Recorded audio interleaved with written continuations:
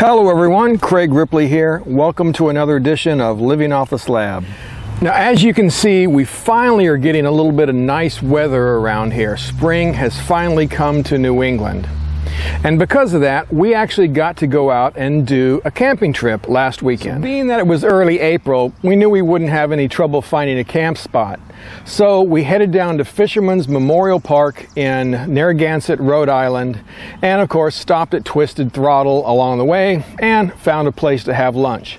And as you can see, it was a little wet when we headed out.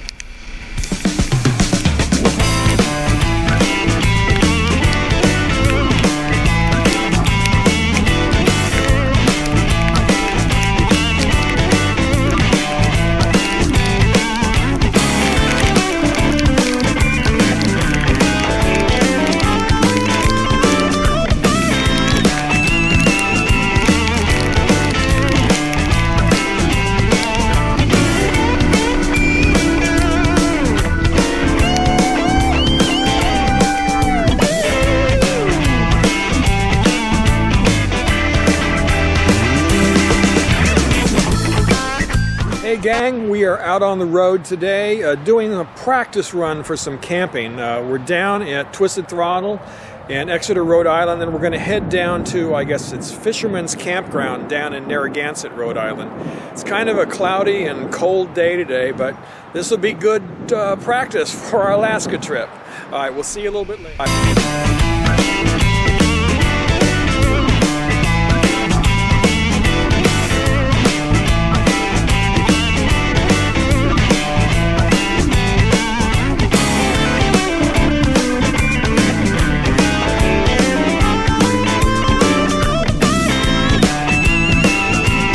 So once we were done eating, we headed down to the campground and got a spot and of course set up camp.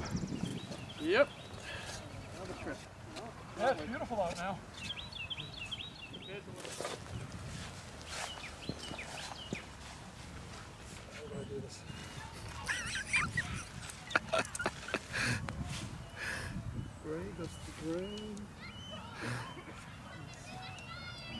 Okay, so here we are finally at the campground. We stopped off at Twisted Throttle, did some nice back roads to get down here, and now we're at Fisherman's Memorial Campground down in Narragansett, Rhode Island. It is a pretty miserable day today. It's cold, it's rainy, probably going to get down in the upper 30s tonight. But we figured that this is a good practice session for us, right? We're going to be on the road heading up into BC and up into Alaska, and we're going to run into these kinds of days and these kinds of nights.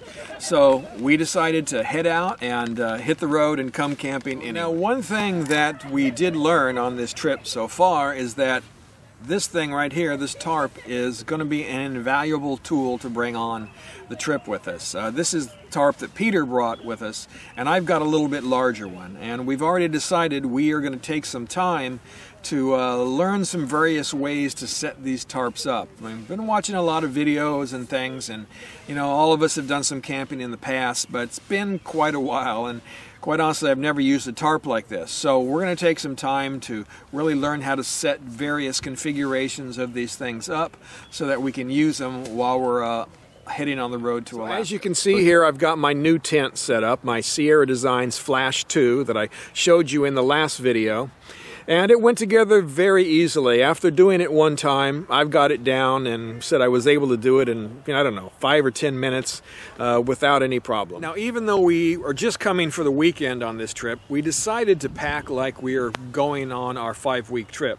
And that's because we've got to learn where everything is going to go, how everything is going to fit in the bike. Now, pretty much everything that I brought with me fit quite easily in the bike and the bags that I have to store everything in. The one thing I am having problem with, though, is all of my camera and electronic equipment. There's a lot of stuff that needs to come along, you know, extra batteries and cords and cameras and all of that kind of stuff.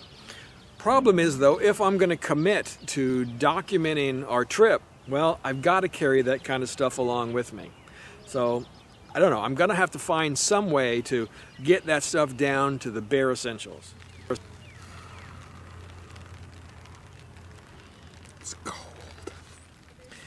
One thing I've got to remember to do is to bring a good book.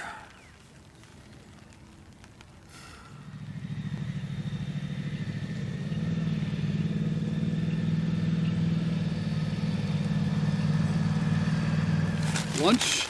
They're back with the food. With food and wine. Yes. Wine! Say hello. Hello. Grape juice. See, they do exist.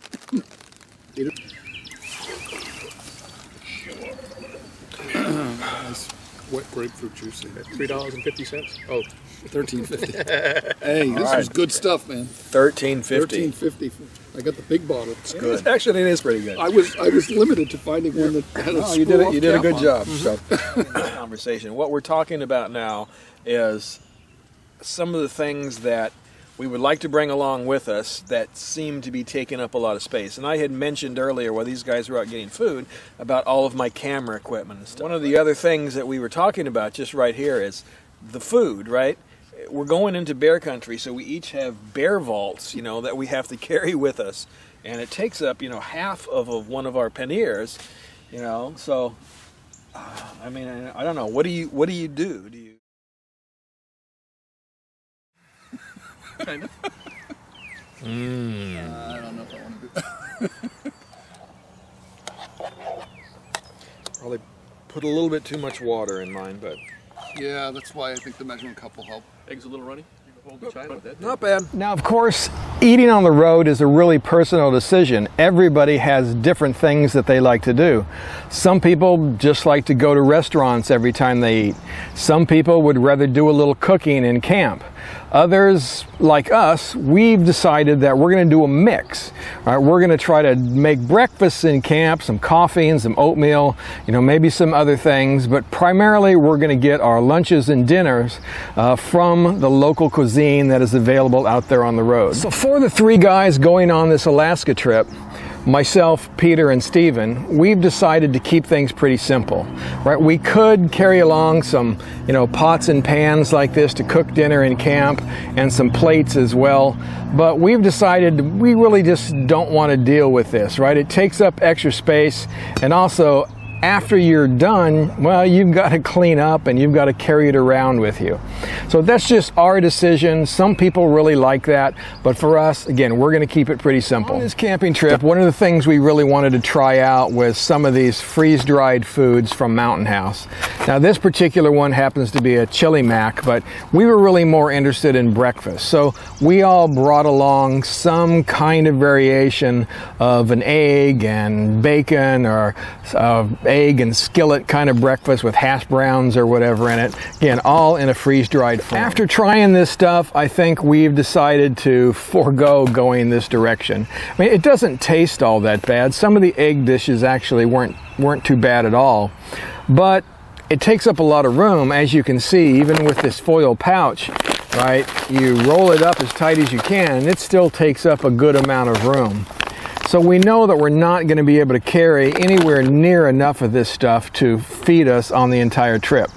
We're going to be having to stop and replenish our stock at some point.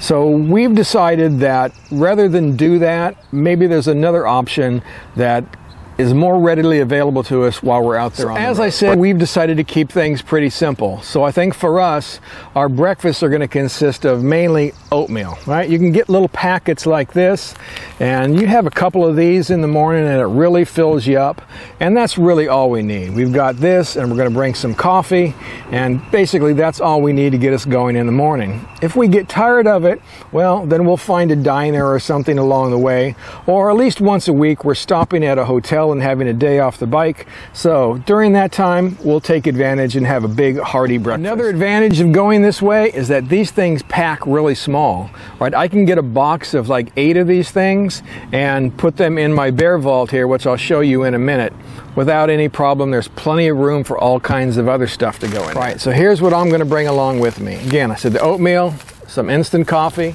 a coffee mug, of course, to drink the coffee. So since we're primarily having oatmeal and coffee, all we really need to do is boil water. So for that, we've got the jet boil, and I'll be carrying 2 of the propane tanks to power this thing. And the last thing I'm going to be taking along with me, other than some utensils, is I'm going to be taking this little pot with me, right? I can cook my oatmeal in here if I decide to go down and get some pork and beans, which is a meal that we always loved to have when we were camping, when we were in the Boy Scouts.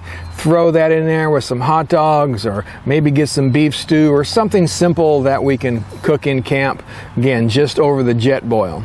But this comes with not only this little pot, but it also comes with a little cup that you can eat out of, a little bowl, and of course a lid. And also I can take one of my large propane tanks for that jet boil. It slips right down inside there. I know that's pretty noisy.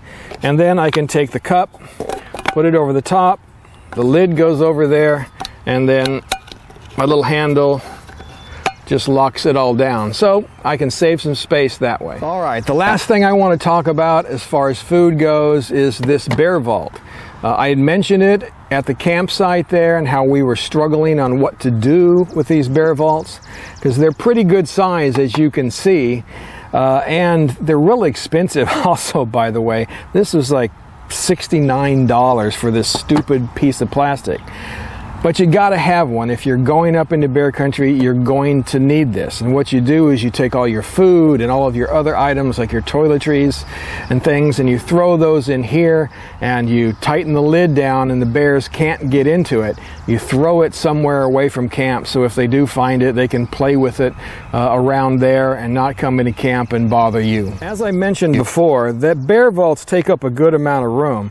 You can see it here. This is in my wide pannier on the right side of my bike, and it takes up about half of the floor space in the pannier. Now luckily I have the smaller one, so I can put some stuff over the top of it, but the 2 other guys, their bear vaults actually fill up the entire space here. So they're going to be able to cram, hopefully, much more stuff into their bear vaults so that they don't waste all of this space. Let me show you how I'm going to pack this bear vault in order to maximize my usage of space. All right, so first what I'm going to do is, of course, lay all of my oatmeal and my coffee here, my instant coffee, down along the sides of the bear vault. And then in there, I'm going to stick my jet boil in with all of the pieces of the jet boil down inside of it.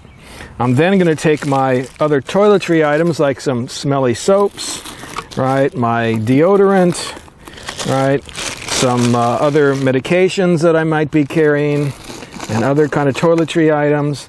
Again, my toothbrush goes in there. And then what this is bug spray, again, that stinks a little bit. So we'll stick that all down inside the bear vault, just like that, squish it down. And then I've taken up a lot of space that I don't need to have elsewhere. Right, put the lid back on. Again, all of my smelly stuff now is in there, and I don't have to worry about it. All right, gang, that's pretty much it for food and how I'm going to be carrying food along on this Alaska trip. Again, we're just going to keep it really simple, just make some simple breakfasts in the morning. But one other thing we did learn while we were on this last camping trip, because it was a little cold and damp, raining, is we learned the importance of having that shelter, that tarp, to bring along with us. So as I mentioned in the video, or as we mentioned in the video, we went out and we got ourselves some of these tarp poles, right, a collapsible tarp pole. Now they are pretty long, they do not fit in your panniers, so it's going to have to be up in a dry bag, up on top of the bike, or strapped to the top of those bags in some way. But we'll spread these out. We'll have one guy carry the tarp, one guy carry each of the poles. But we learned it's going to be an invaluable tool out there on the road if it rains, because we know over the course of 35 days we're going to hit some rain, and we're going to hit some cool rain while we're up there in Alaska. It's just inevitable. So we want to be prepared. So I'll be playing around with this over the next few videos, and we'll show you what we learned. And as always, guys, remember there'll be show notes out there for this video to cover the things that I've talked about here. Also, remember to buy from Twisted Throttle through my website. Again, we're an affiliate, so get a little bit of a commission from that. We really appreciate everybody who's been doing that. More and more people are doing that. Again, really greatly appreciate it. Also, we are raising money for homes for our troops with this trip. So please go to my website at www.livingofftheslab.com and you'll see a link there to donate to this great cause. Help our wounded veterans by building them great custom homes. So please do that, and if you like what we're doing, always remember, please subscribe. Thanks a lot. We'll see you next time.